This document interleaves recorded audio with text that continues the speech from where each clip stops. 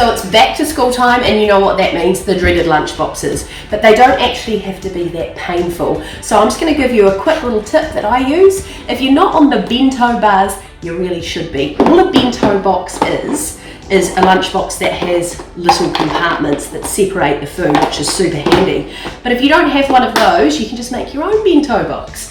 So you've got a standard lunchbox, any type of Tupperware, and you can buy heaps of these little bottles to actually put inside. So they're really good for things like yogurt, ham, cheese, apple, and they stack really nicely on top of each other, and bang, you've got your own bento box. So my go-tos for the lunchbox process, I like pretzels. My kids love pretzels, so I always put them in a little dividery Tupperware, chuck them inside.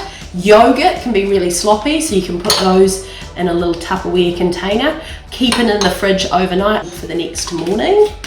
We'll put some of the chopped carrot in here.